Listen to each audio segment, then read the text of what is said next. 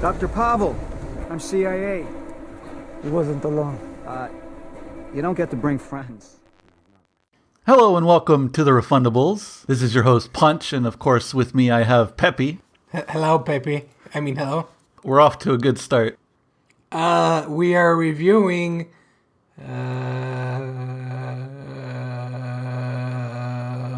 Phantom Doctrine. I forgot the name of the game. Sorry. It's basically just XCOM set in the 80s. You play spies, either for the Russian side as KGB, or for the quote-unquote American side. Or for the good guys, am I right, Punch? Am I right, fellow Americans? Yeah, for the good guys. the good guy CIA agent, yeah. Yeah, the good guy CIA agent. Kills only black children. Yeah, only black children get syphilis. Who doesn't like those things? To start off with, it's an XCOM clone. It copies basically all the mechanics while in a scenario. But of course, you're more busy with being a spy. You're sneaking around, getting intel, assassinating targets. But what really greatly amused me is that they were really serious about everything in the voiceovers and like the flavor text. They were like, oh yes, this is a really serious operation. But the whole CIA thing is just basically just Americans clowning on Americans and different American government institutes having no idea what's going on in other government institutes. Yeah, the Russian one was the same thing. It's like they're not fighting each other; they're fighting sub provisions of the KGB, or like, oh, this guy's corrupted. This guy is like, he might have turned sides. You know, that kind of shit. Yeah, it's like, congratulations, you played yourself. That's like the whole campaign. Pretty much the same for the Soviets, yeah. I like that they use real world events to like thread together their own story, because they have the Beirut embassy bombing, for instance, which really happened, and then they have their own narrative for why it happened. So all the major events that they portray in there, they really happened, and I find that ties into the story well. Yeah, it makes it more grounded, and the way it's portrayed is, it's pretty much spy games, or like, you know, there's cinematics whenever you enter or leave a mission. Oh yeah. I feel like my guy's just gonna enter the van and he's just gonna remove his mask, Mission Impossible style. He's just gonna like, just Mission Impossible music's gonna start playing. To me, the van makes me think of fucking Scooby-Doo, the mystery van pulling up. Yikes. And then the real enemy is just like Scooby-Doo. It's someone you know.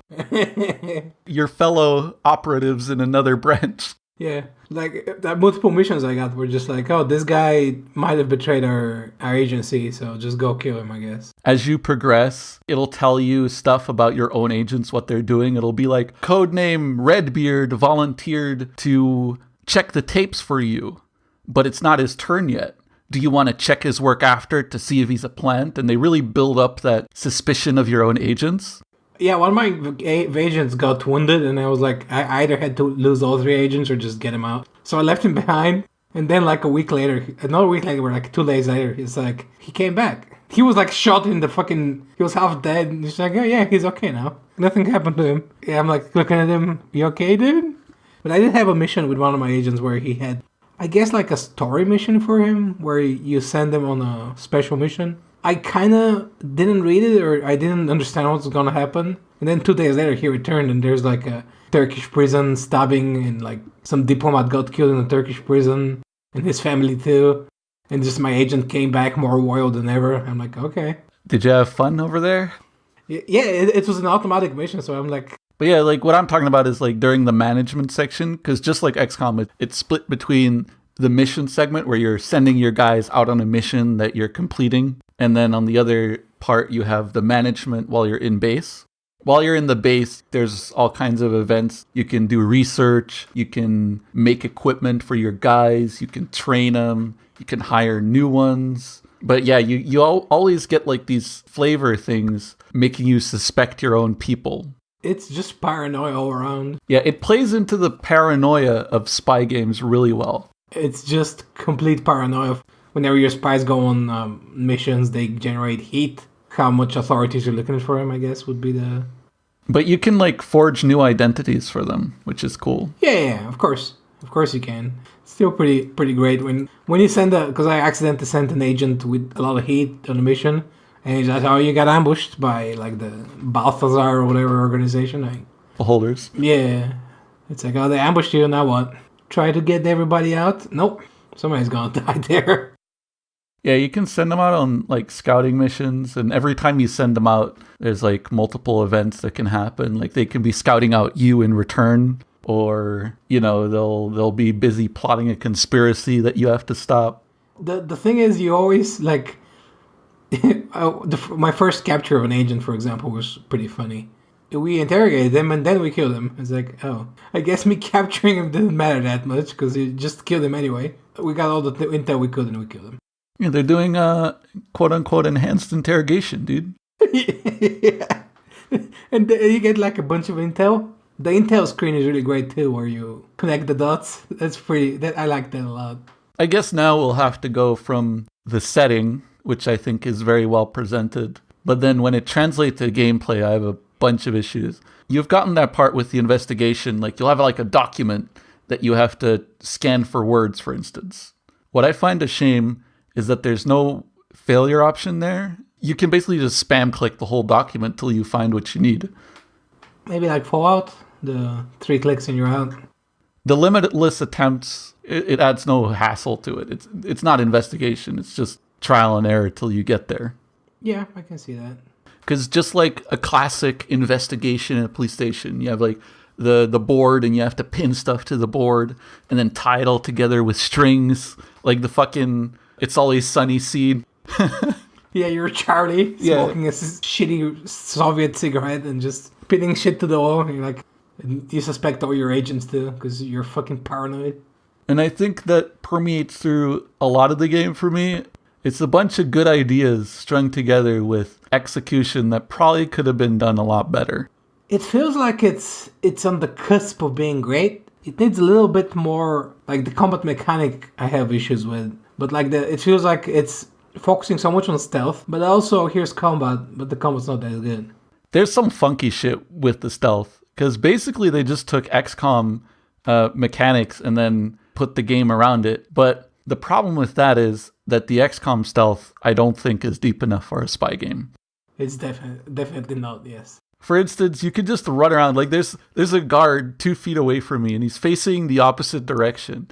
And I just sprint past him and jump through a window and it breaks. And he just fucking walks away.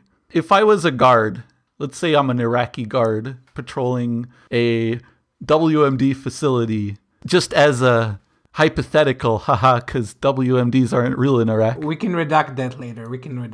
Would you be suspicious if you suddenly found a broken window in your top secret facility? No, it's okay. You're wearing a fake mustache. Nobody's. You just enter the top secret facility and leave the door open. You also can't close doors behind you. Some close automatically, but most of them, like, you can open them, but then not close them. And some of them, there's no rhyme or reason why one closes automatically and the other just stays open. And then, of course, there's no sound mechanic, because you can just walk up literally just 1 square behind a dude while he's pathing away, and you won't notice anything. You could have a sneak setting where you have less movement range, but you make less noise. That's what disguise is, pretty much, yeah. Yeah, but disguise doesn't impact your movement at all. No, you're just immune to almost everything. Yeah, it's just like, oh, everyone who isn't an officer has no idea what's going on, and there's no officers, so have fun. It's like, careful, officers can detect you. And I just keep avoiding everybody, because I don't know how an officer looks. Because it doesn't tell you, like, hey, an officer looks like this. And I just keep walking away from everybody, and then, like, it's trial and error. I just go next to a guy, and it's like, okay, this is not an officer, I guess. Yeah.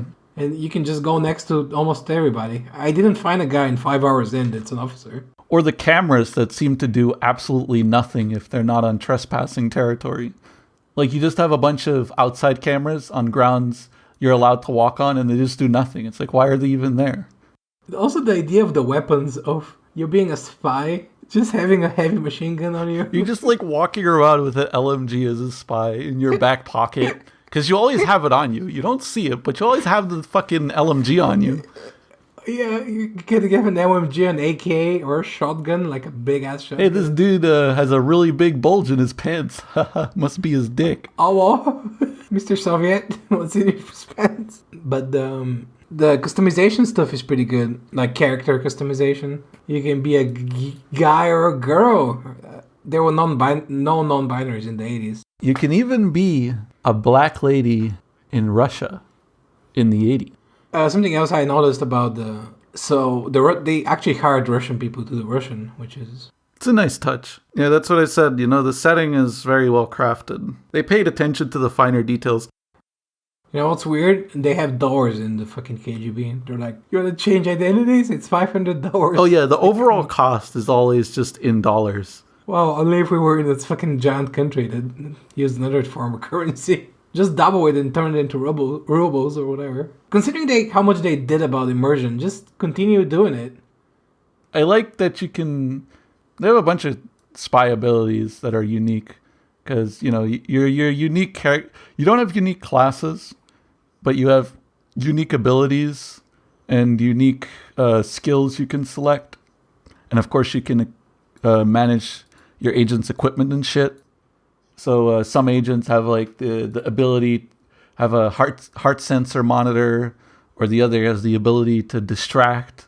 I didn't like the fact you gotta find like weapons. Can you craft them later? You can unlock traders. You can find them in the chests on the map. But that's what I do like compared to XCOM. You know, the map has a bunch of extra objectives you can always do. And every map has them. You know, you can gather extra intel, gather weapons from supply lockers and other equipment. And on top of that, if you like kill a guard or something, they'll notice he's gone after a bit when he doesn't come back from his patrol. Yeah, I had that in the last mission I played before we started recording. Yeah, and they'll instantly like destroy all the intel. So it's just a little weird. It is. They won't notice open doors. You're not sprinting, you're light jogging, is what my guys are doing. In the secret facility, yeah. You're like in the same room, just wandering through, grabbing the intel, taking pictures, and no one wonders why there's like light flashes in the room they're in. Oh, no need. Nothing to see here, citizen. Aside from that, I find it entertaining how they take all the spy tropes as like, microfilm and hollowed out body parts, you know, fake teeth. And there was one where you had to anally explore a dead spy to see if he had hidden anything up there. That's pretty good. See what prizes you get. Oh, I also like the sleeper agent mechanic. It's the stereotypical sleeper agent, someone who just lives a normal life and has no idea, and then you whisper them a code word, and they become your ally. It's like the Manchurian Candidate. It's fantastic, yeah. He just does work for you. You don't have to do anything. Yeah, because the enemies don't detect him because they just think he's one of his or one of theirs. Also, the hideouts and the heat. I think we talked a bit about the heat mechanic, but yeah. So hideouts have danger as a stat, just like this bar that slowly fills every time an agent gets exposed. Or most missions will make your danger level go up for your base. And the higher your danger level, the more likely your base is to be raided or exposed. So you can explore new base operations, and you can, for a fee, you can relocate your base to a new area to, get people off your tail. That mechanic is pretty great. Another great mechanic. They just have so many good stuffs in there, but they really have a bunch of good ideas, and then they kind of failed to bring it home. Also, I gotta say the game is quite buggy. If you have, for instance, a very high resolution screen and you have window scaling, their full screen borderless will scale to the window scaling. So my full screen borderless doesn't fill my entire screen. Yeah. Another glaring bug was that on one mission, every time I tried to dispose of a guy's body, it would just freeze the game and crash. So I just had to leave his body out in the open. It's like, I can't hide his body. Well, good luck laying here in the open on the sidewalk, dead. You're like, fingers crossed, nobody sees you. Yeah, it's fucked up. The thing I dislike the most is you gotta have patience to play this game, because it's a spy game, and I don't have patience in my life. In XCOM, the inherent slowness of the game is balanced out by the dopamine you get from landing a hit I think you said it precisely. You've done your job. That's what it feels like. Like, okay, I guess my work here is done. And you just disappear like a good agent. Yeah, pretty much. You know you're a good agent when they don't even know you were there. Yeah, because the combat thing is... Like, you can be like, what I usually do is, like, I hide behind full cover, you know, I just, strategically, I'm doing everything correctly, and I still get chipped down, like, oh, it's 5 damage, 10 damage, 5 damage, 10, and eventually you're dead. Like, what am I doing here? Like, why would I get into this firefight? Yeah, just avoid the firefight, it's easier. You know, it's not very CIA, you know, to do it quietly. It's much more CIA to fuck up royally. It's like, if it doesn't end up with a children's hospital blown up, like, what am I doing here? There better be some dead children or a country in upheaval, or was I even here? So what's your verdict? It's too expensive. I'd refund it. I think it's too expensive for what it is. It's $40, I think, right now. Yeah, it's $40.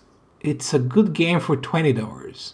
I think if you like XCOM, you should give it a try and see if you like it. I think there's better stuff for the $40 mark. My verdict is, unless you really like XCOM-like games, it could have been great. It could have been a $40 game with a little bit more attention. Then they could have charged $40, but they didn't, so it's not worth $40. If you see it on sale and you're into XCOM, it's probably worth checking out. You know what I was thinking of when I played it? Commandos Behind Enemy Lines. That's a classic game. I can't argue with that. It's a great game. And you can buy probably the whole bundle of like 5 games for $20. And don't report us to the CIA. We don't want to be dead yet.